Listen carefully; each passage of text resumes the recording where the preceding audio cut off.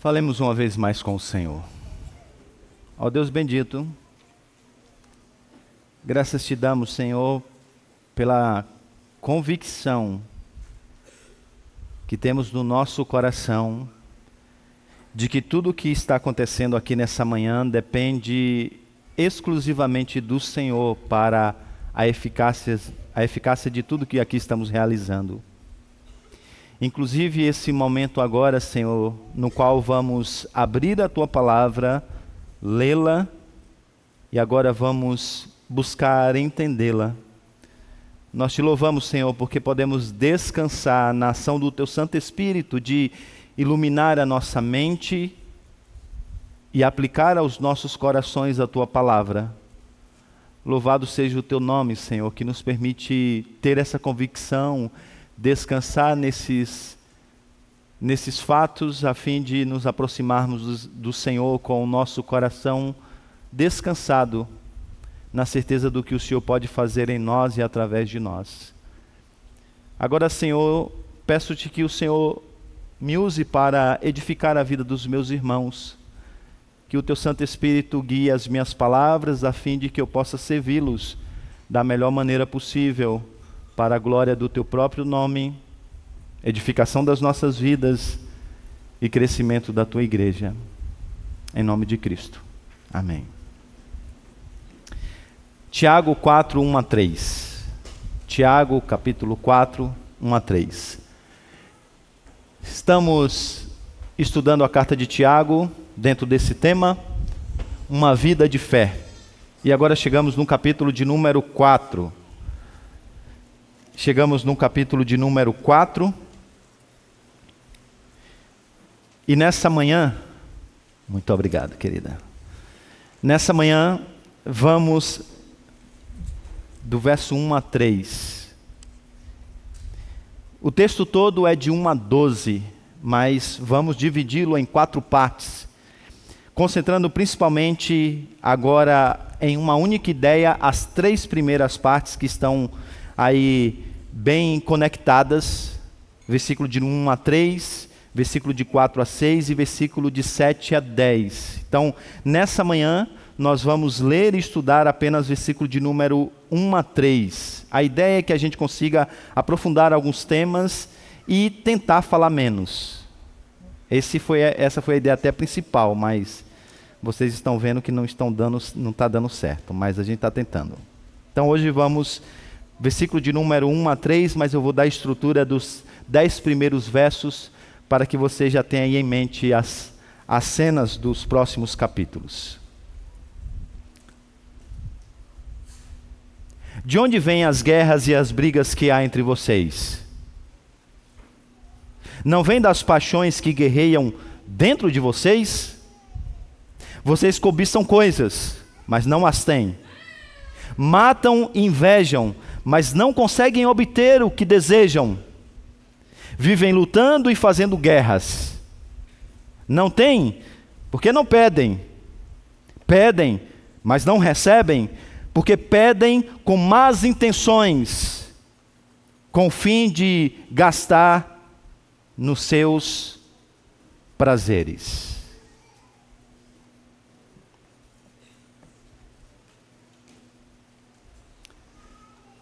Eu quero que todos vocês, incluindo as crianças, pensem agora qual foi o último conflito que você teve com uma pessoa.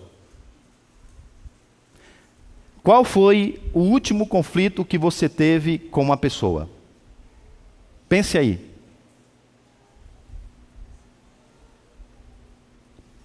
Se você quiser pensar ainda para ficar melhor, qual foi o último grande conflito que você teve com uma pessoa?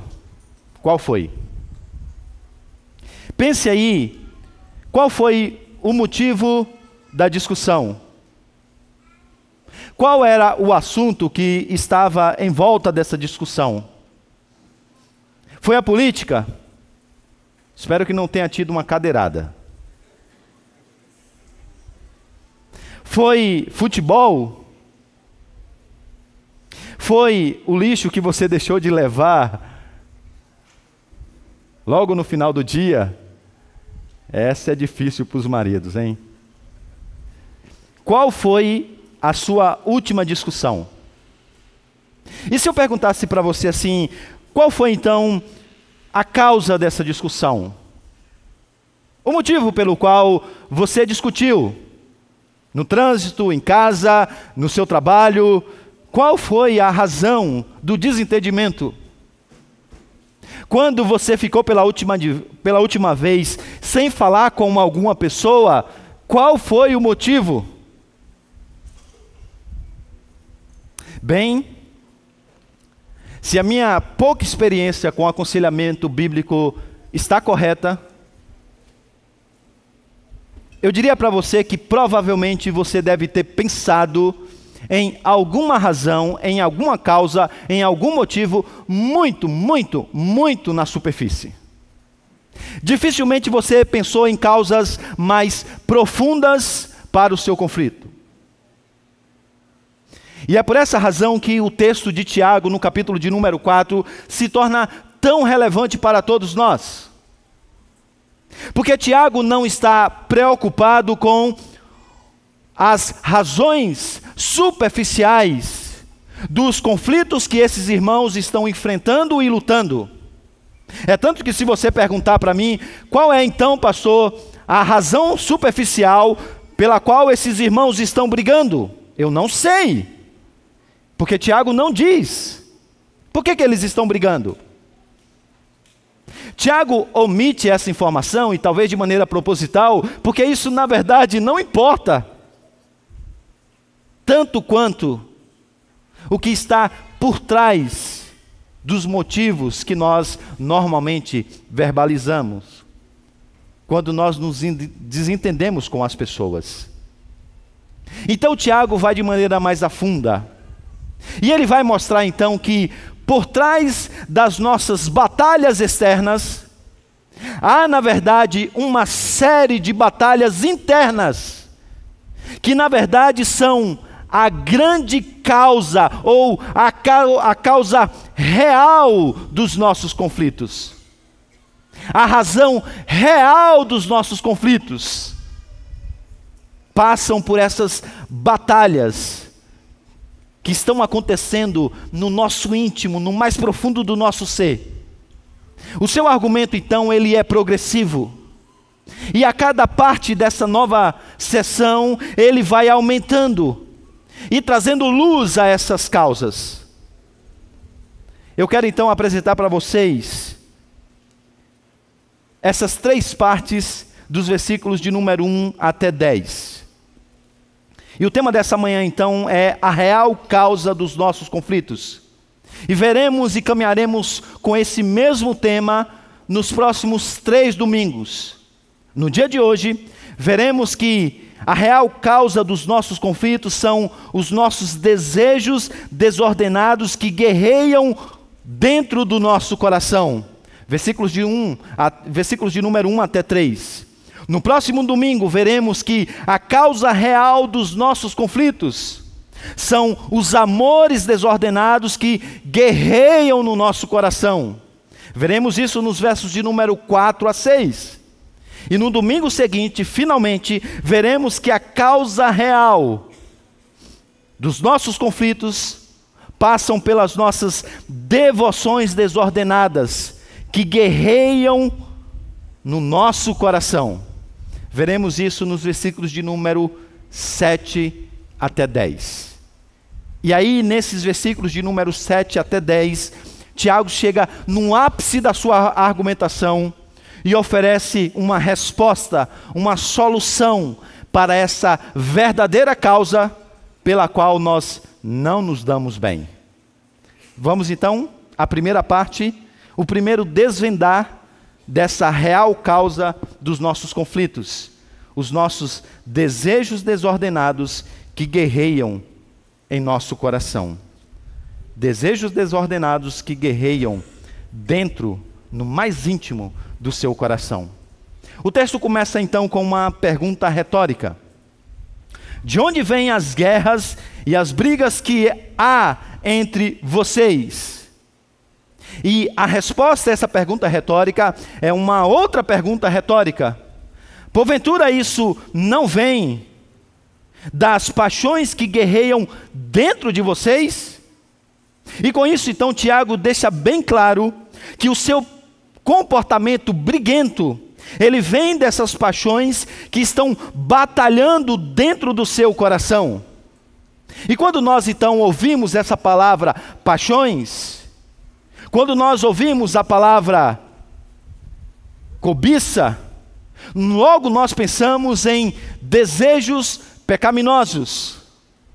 Mas se você olhar a priori, sobretudo no campo semântico mais amplo, essas duas palavras, elas descrevem um deleite um tanto quanto neutro, um prazer um tanto quanto neutro num primeiro momento, mas que sim, se torna totalmente destrutivo pela maneira como ele é desordenado. E essa é a razão, por exemplo, quando os autores vão usar essa palavra aí traduzida por paixões, sempre tem nas Escrituras, no Novo Testamento, um caráter negativo, apontando desde já para esse aspecto desordenado de um desejo.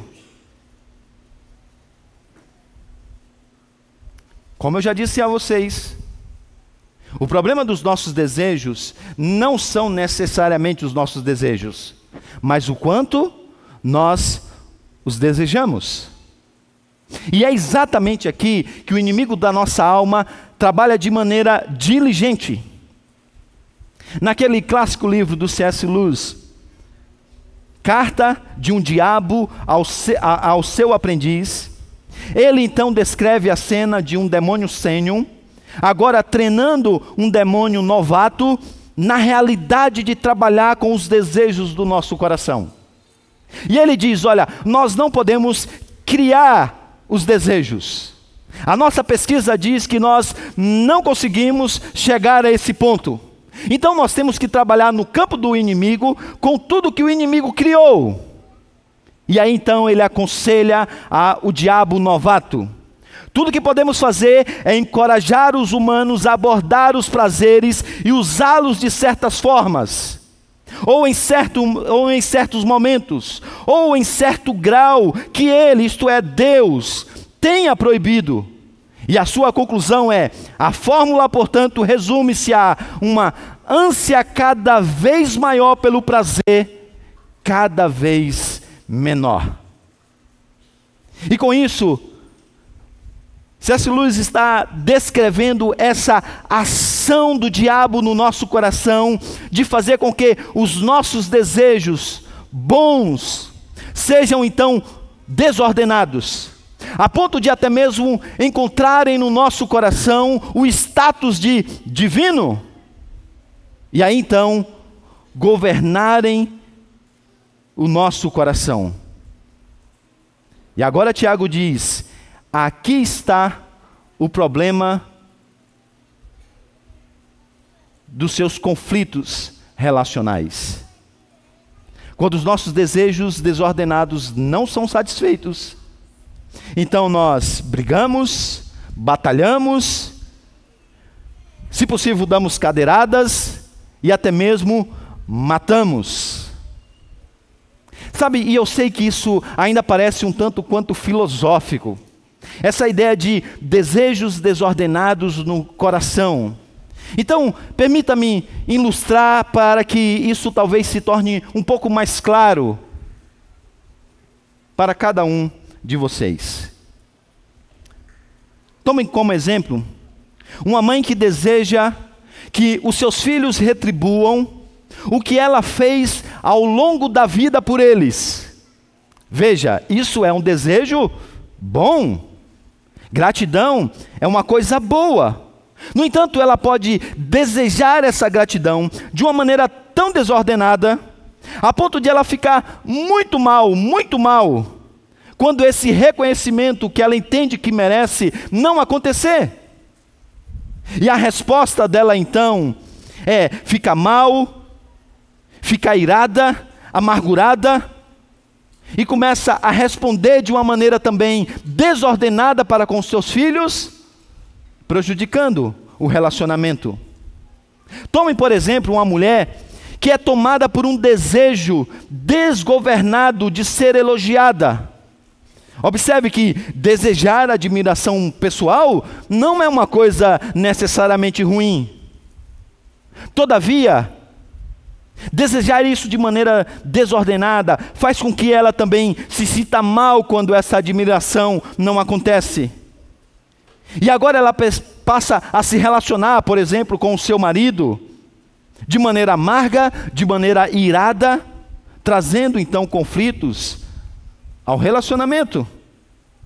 Tomem, por exemplo, um pai governado pelo desejo de que o filho honre o nome da família, o status que ele conseguiu para a família ao longo dos anos. Só que ele pode desejar essa aprovação social, que não é uma coisa necessariamente ruim, mas de maneira tão desordenada, a ponto dele ficar muito mal quando essa aprovação social não acontece. E ele passa então agora a se relacionar com o seu filho de maneira amarga, irada, atrapalhando o relacionamento entre eles. Bem, e qual é a dinâmica destrutiva dessa batalha no coração? Tiago então descreve. Ele diz: você deseja de maneira desordenada, e aí você não consegue o que você deseja. Você é frustrado nos seus planos. Então você inveja. Então agora você briga, você luta, e você, se possível, até mesmo mata para conseguir aquilo que você tanto quer. Então note que um desejo inicialmente bom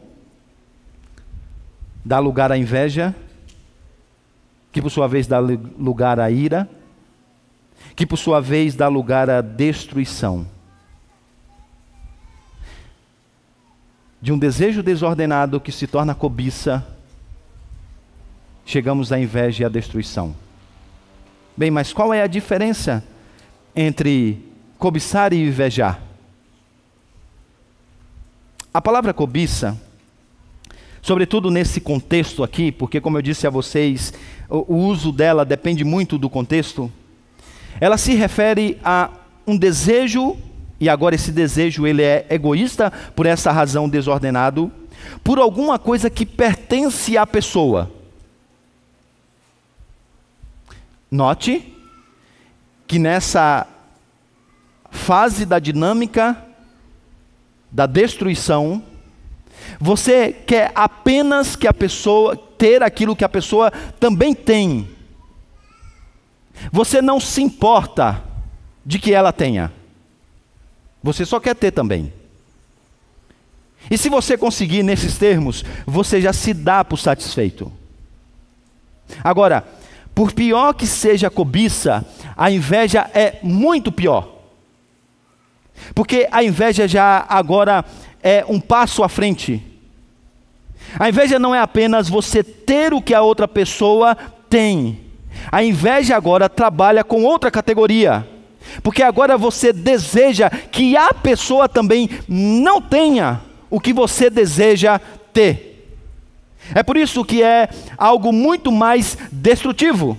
Porque enquanto a cobiça te leva a desejar o que o outro tem, a inveja agora te leva a desejar não apenas o que o outro tem, mas também que ele não tenha aquilo que você deseja ter.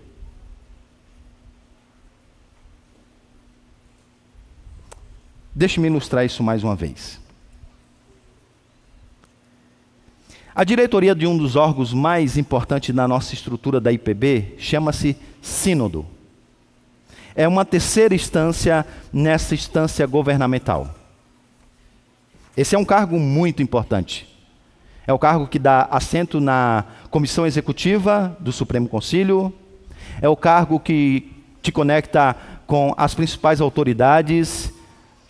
Então é um cargo visto por muitos como um cargo de status, de certo poder e de certa influência em uma determinada região e religião também.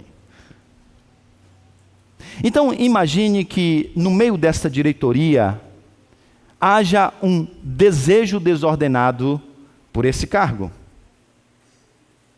Se alguém simplesmente cobiça o cargo, ele vai querer ter tudo que o presidente tem, mas ele não se importa que o presidente tenha, ele só quer ter.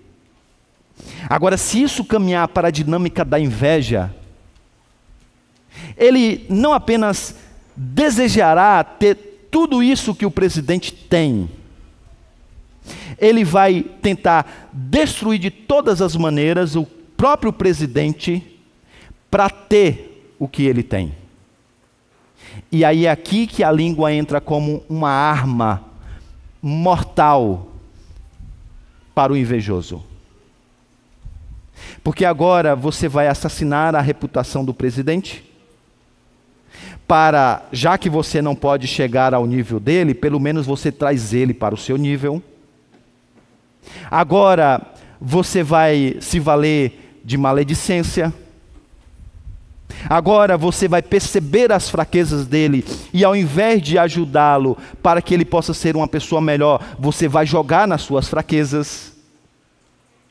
Você vai aproveitar todas as oportunidades para jogar nas suas costas, para crescer diante de todos. E essa dinâmica então agora vai corroendo os relacionamentos e quebrando os relacionamentos. E você que deveria participar da diretoria e ser um auxiliar do presidente para que as coisas caminhem para a glória do Senhor, você age exatamente contrário a tudo isso. É uma deslealdade muito grande, porque você faz parte ali, e na frente dele você diz uma coisa, mas por trás dele você diz totalmente outra. Então, no final das contas, o que alimenta a inveja? A inveja é alimentada pelo medo desesperado de que outra pessoa tenha mais atenção, mais aceitação, mais admiração, mais apreciação, mais posição do que você. É por isso que normalmente a inveja vem com a língua apontada na testa de quem você inveja. Porque você quer destruir a reputação para que essas coisas não mais existam. Para quê? Para que você então agora apareça sozinho e tenha tudo isso somente para você. Essa é a razão então pela qual você, por um lado, vai buscar agradar todas as pessoas à sua volta para ter tudo isso. Atenção, aceitação, admiração, apreciação, posição. Por outro lado, você fará de tudo para ofuscar a glória daquele a quem você inveja. Vê como isso muda a dinâmica do relacionamento. Porque quando alguém então agora é tomado pela inveja, ele passa a ver o outro basicamente de duas maneiras. Ele vê o outro como um veículo para conseguir aquilo que ele deseja, ou como um obstáculo para conseguir aquilo que ele deseja. Se você é um veículo para conseguir aquilo que eu desejo, então nós nos damos bem, você continua no meu caminho e o nosso relacionamento está bem. Agora, se você é um obstáculo para eu conseguir aquilo que eu desejo, então eu vou te tirar do caminho para poder chegar lá. Isso desperta então a minha frustração, a minha infelicidade e bagunça agora o nosso relacionamento. Agora consegue perceber que isso é o que o Paul Tripp chama de amnésia de identidade? Porque nem você nem eu, nós não precisamos nos esforçar para termos mais significado do que nós temos, porque nós já temos isso em Cristo. Nós já temos essas coisas em Cristo e o nosso significado já se encontra nele. Mas nós nos esquecemos disso. E agora, por causa dos efeitos da queda no nosso coração, porque a nossa alma é como um queijo suíço cheio de buracos, A gente vive então a lutar e a batalhar para preencher esses vazios, em busca dessas coisas para nos sentir bem. E Tiago diz: é por isso que vocês brigam. Essa é a razão real dos conflitos que há de fato entre vocês. Tiago está dizendo que quaisquer que sejam as questões da superfície que estão levando esses irmãos à batalha e à briga no meio da igreja do Senhor, o principal a ser identificado é de fato esse conflito mais profundo no nível do coração. O inimigo principal, diz Tiago, que você deve batalhar para resolver os seus conflitos externos, é exatamente os desejos egoístas do seu coração. E ele diz: enquanto você não vencer essa batalha interna, você jamais terá a paz externa que os seus relacionamentos tanto precisam. Bem, então como você vence essa batalha? Se você ficar comigo até o final, eu vou começar a dar umas estratégias, e você ficar com a gente até o final do versículo de número 10, você vai entender melhor a dinâmica e a solução para toda essa batalha que existe interna. Mas por ora, veja como Tiago já dá uma dica, oferecendo já de cara um caminho melhor para você ter aquilo que você deseja. Para já acalmar o seu coração desesperado por querer e por ter. E ele diz, veja o versículo de final do versículo de número 2 e o versículo de número 3, por gentileza. Final do versículo de número 2 e versículo de número 3. Vocês não têm, diz Tiago, porque não pedem. Pedem, mas não recebem, porque pedem com más intenções, com o fim de gastar nos seus prazeres. Lembre-se, Tiago é meio-irmão de Jesus, e aprendeu com ele que, se você quer alguma coisa, peça que Deus vai te dar. Bata e Deus vai abrir a porta.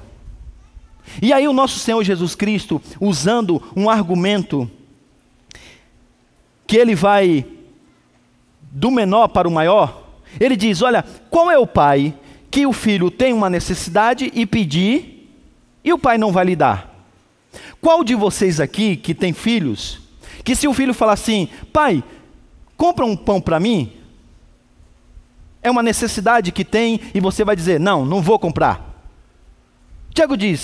Jesus diz: é claro que vocês vão comprar. E aí então Jesus diz: se vocês sabem dar coisas boas aos seus filhos, quanto mais o nosso Pai que está nos céus não dará a vocês aquilo que vocês realmente desejam e pedirem.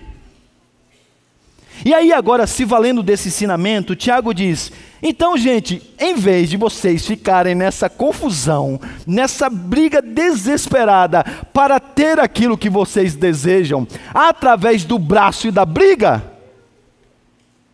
faça o que o nosso Senhor disse. Você quer alguma coisa? Ore. Peça a Deus. E Ele vai te dar. Você não precisa cobiçar e invejar para ter, porque há um caminho muito melhor, que é na verdade o único caminho para você ter de fato aquilo que você tanto quer e deseja. Seja para satisfazer a sua alma, seja para realização, o que você imaginar. E Jesus diz: peça, e o Pai vai te dar. É como então agora se Tiago, tomando essa passagem na mente, dissesse aos seus leitores: em vez de você sentir inveja dos dons espirituais e talento que outros têm, sentindo-se inferior, insatisfeito com o seu próprio papel no corpo de Cristo, em vez de você então agora passar a cobiçar esses dons, a invejar os irmãos que têm esses dons, a começar a competir com os irmãos que têm esses dons, peça a Deus, porque Ele disse que nos daria os melhores dons se nós pedíssemos. É como se Tiago estivesse dizendo: em vez de você sentir inveja da inteligência do seu irmão, e agora você se tornará crítico ferrenho, com qual propósito? Para tentar diminuí-lo. Você viu como aquele irmão é inteligente? Ah, mas você já viu como ele é arrogante? Você viu como aquele irmão é inteligente? Mas você não sabia que ele não cuida bem da esposa. Então, ao invés de você entrar nessa gama da competição, a fim de não reconhecer algo de bom que uma pessoa tem, tentar diminuí-la para chegar ao seu nível, para você se sentir melhor, Tiago diz: peça a Deus sabedoria do alto. Porque se vocês pedirem sabedoria do alto, o que ele disse que faria? Ele daria. Ele daria essa sabedoria do alto que você tanto deseja, que você tanto quer. Então ele está dizendo: há um caminho muito melhor para você ter o que você tem, que não se consegue no braço, mas se consegue por uma coisa simples, chamada oração. Oração.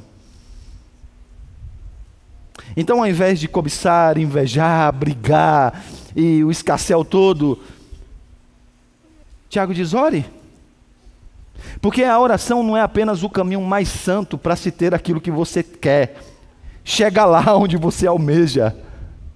Na verdade, é o único caminho para você ter de maneira legítima, que traz glória a Deus e edificação da sua igreja. Porque você chegou lá, porque Deus te colocou. E é assim. Então percebe que no final das contas, a gente briga por algumas coisas, tentando conquistar no braço, porque a gente não confia profundamente na providência e no cuidado de Deus. E se lançar no cuidado providencial de Deus é a melhor coisa que pode acontecer, sabendo que Deus vai te levar para onde Ele quer, no tempo que Ele quer, da maneira que Ele quer. E vai ser muito bom quando você chegar lá dessa maneira, porque foi levado e conduzido por Ele mesmo, com a consciência tranquila de que a providência do Senhor conduziu todas as coisas. Vê que descansar na providência de Deus tira um fardo das suas costas. Você não precisa ser agradador, bajulador para poder ter alguma coisa. Você não precisa maquinar para você ter alguma coisa. Você precisa apenas orar e descansar. Mais simples assim, Tiago? Mais fácil do que na força do braço, Tiago?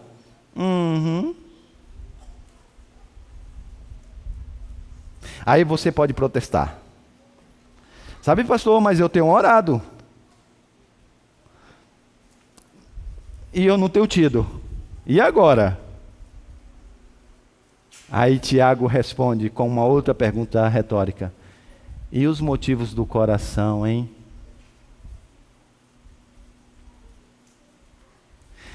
Você tem orado, eu sei, intensamente, eu sei. Mas e os motivos do coração, hein?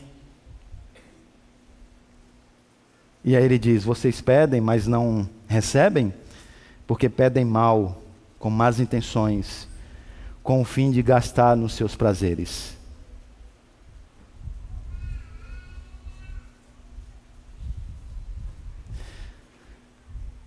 Aqui é um momento que o reino do eu ganha os contornos do reino de Deus. Quando você começa a lidar com questões piedosas da vida cristã, que não tem a ver com Cristo, que tem a ver com você. Isso é terrível. Às vezes, quando as pessoas vêm colocar para mim algumas coisas do reino do eu com os contornos do reino de Deus, eu fico a orar, eu falo: Senhor, tenha misericórdia, porque é muito sério que são as coisas do Senhor. Eu chego a tremo só de ouvir o reino do eu com os contornos do reino de Deus, com as motivações erradas.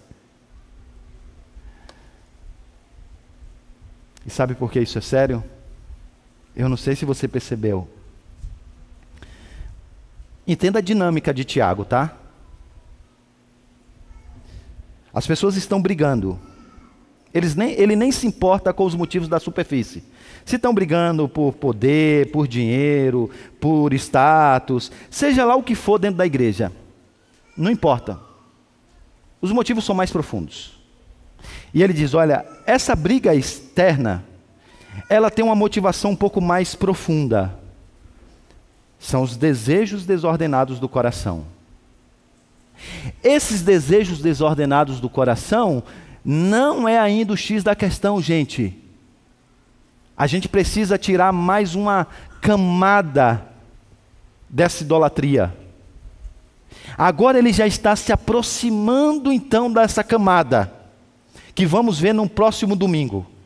Porque pensa comigo, quando você agora ora de maneira egoísta, você ora a Deus para que a sua vontade seja feita, o seu reino seja estabelecido e o seu nome seja glorificado. Porque a oração egoísta não tem a ver com Deus nem com o seu reino, muito menos com a pessoa de Cristo.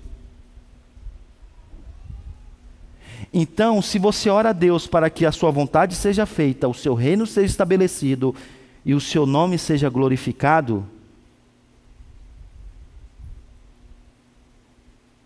você não busca apenas a glória do seu irmão. Você busca a própria glória do Senhor. Então quer dizer que no fundo, o rival não é o seu irmão, é Deus.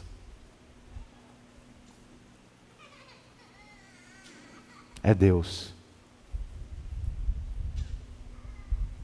É por isso que ele vai dizer, já no início do versículo de número 4, usando palavras carregadas de significados do Antigo Testamento, adúlteros. Adúlteros.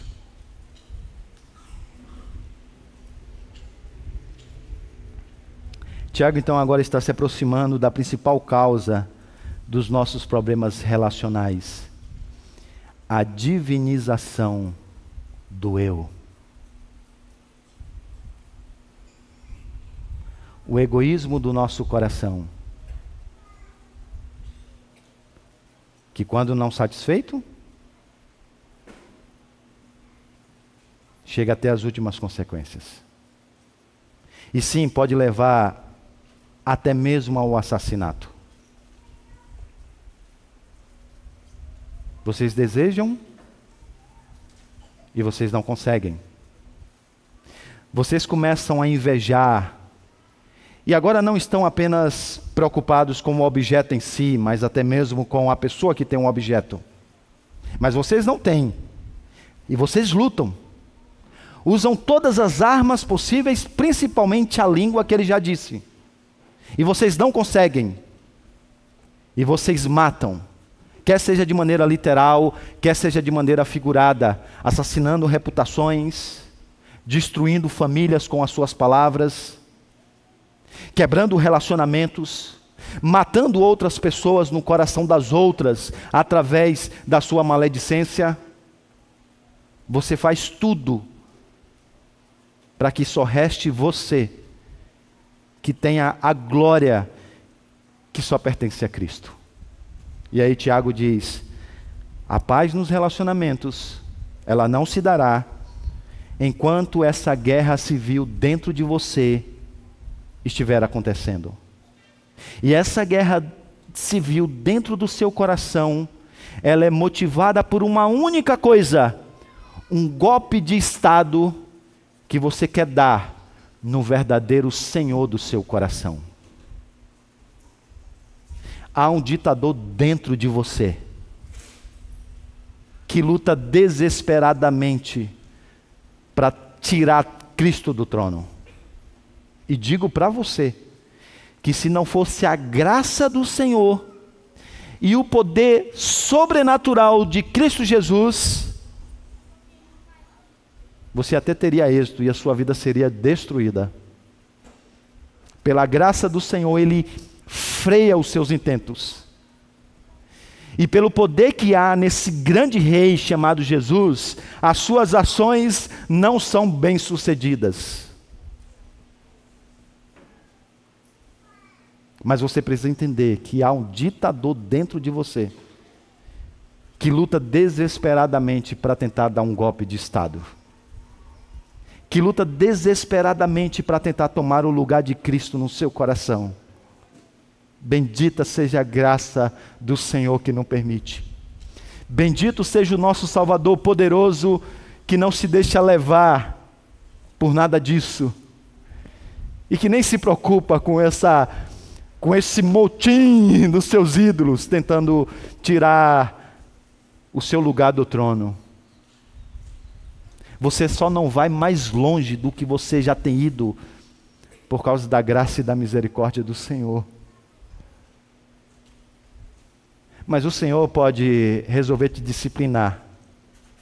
E aí Cristo, que é o Rei, que tem todo o poder, Ele pode apenas se colocar de lado e dizer: essa oração que você quer fazer?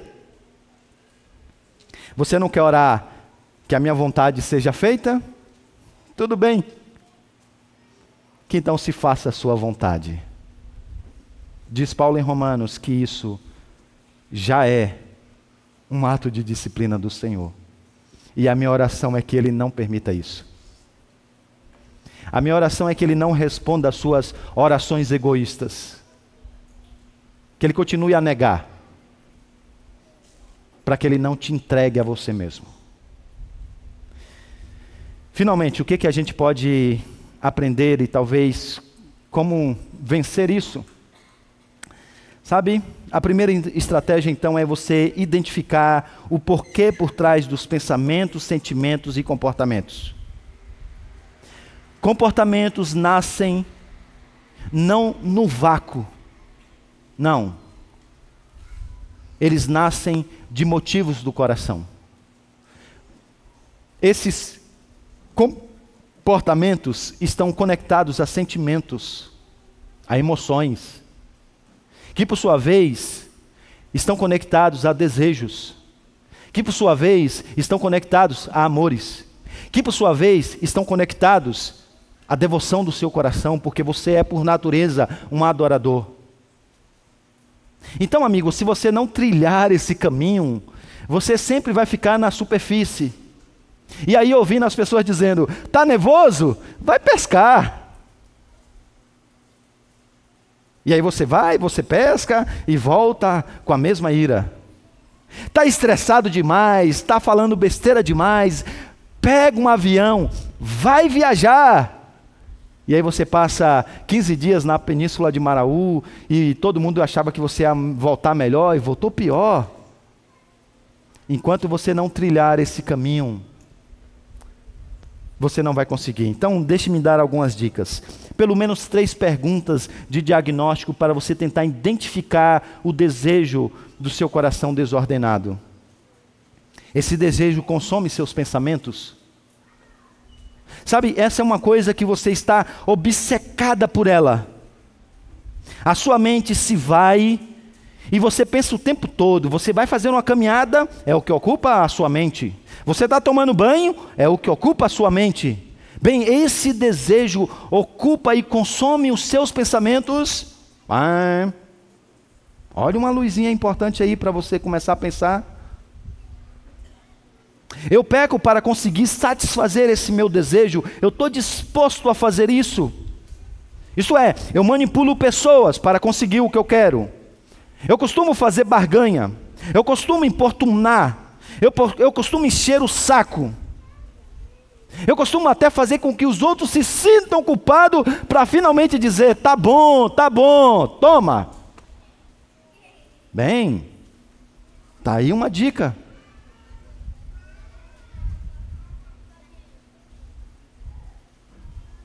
Eu peco quando não consigo satisfazer esse desejo. Isto é, quando eu não tenho aquilo que eu quero. Eu fico amuado, eu fico irado, quer seja de maneira interna, quer seja de maneira externa. explodindo, eu me afasto das pessoas, eu faço fofoca a respeito de alguém que de repente entrou no meu caminho para que o meu desejo pudesse não ser realizado. Está aí mais uma dica para você começar a investigar as questões do seu coração. Primeiro, identifique os porquês por trás de pensamentos, sentimentos, emoções. Segundo lugar, faça um verdadeiro projeto de mudança bíblica. Essa é a última coisa que eu aprendi nesse ano. Todo mundo aqui sabe que eu gosto de projeto. E eu já fiz projeto para tudo que você imaginar na vida da igreja. E eu fiquei pensando, eu projeto tanta coisa e essas coisas têm caminhado. Por que eu não faço um projeto para ser um crente melhor? Fiquei a pensar nisso. E eu comecei a colocar isso num papel mesmo. Sabe, de fato ter essa preocupação de ser uma pessoa melhor. Essa não é uma ideia inédita. Houve um grupo de irmãos que se juntaram, que era conhecido como o Clube dos Santos, os irmãos Wesley. Disso veio a igreja wesleyana e houve alguns exageros, mas eles foram metódicos num processo de lutar em direção à santificação. Eles tiveram exageros? Tiveram. Mas se tem uma coisa que eles se preocuparam a gente precisa pensar e estruturar uma maneira de sermos pessoas melhores. Eu tenho pensado cada vez mais de ser uma pessoa espiritualmente piedosa, humanamente virtuosa, emocionalmente vitoriosa. Porque eu tenho percebido que muitas das dificuldades que a gente tem da nossa vida é porque falta piedade. É isso mesmo. A gente entra em cada enrosco, tem tantas dificuldades de relacionamento, porque nós não temos virtudes básicas de uma boa educação. A gente é cheio de vícios. A gente se ofende, briga demais, porque nós somos escravos de várias emoções que nos dominam, nos cegam. Imagine só, você está andando, um cara te fecha, você xinga, o cara desce, você pega alguma coisa do carro, dá na cabeça do cara e mata. Como é que a gente é tão descontrolado emocionalmente? Como é que a gente pode ser tão escravo das nossas emoções? Siga a dinâmica bíblica. Essa é a terceira coisa que você tem que fazer. E a dinâmica bíblica é muito simples. Você agora se despe do velho homem e se reveste do novo homem. É isso, gente. Essa é a dinâmica, tá? Você tem que tirar o velho homem aqui e você tem que se vestir do novo homem aqui. A dinâmica é sempre isso. Então, ao invés de você ser motivado pela ambição egoísta, da vaidade, busque a virtude da humildade. Trate o outro superior a si mesmo. Coloque os interesses do outro à frente dos seus interesses. Se preocupe mais com os interesses do outro do que com os seus próprios interesses. Você tem, ao invés de você buscar a ambição egoísta, passe a desenvolver, a estudar isso para que você tenha contentamento. Esteja satisfeito com o que você tem. Se alegrar com o que você tem. Você anda perdendo a cabeça e estragando os seus relacionamentos, então desenvolva domínio próprio. Deixa a ira de um lado, põe domínio próprio do outro. Deixa a ira de um lado, põe agora palavras de edificação do outro. Deixa a maledicência de um lado e coloca agora palavras de edificação do outro. É essa dinâmica bíblica que te leva a contentamento, domínio próprio, um falar piedoso. Faça isso. E se você puder começar esse projeto, faça isso hoje mesmo, para o bem do seu casamento, que sim, pode chegar ao fim. Faça isso, porque os seus filhos precisam desse exemplo, para que não cresçam rebeldes.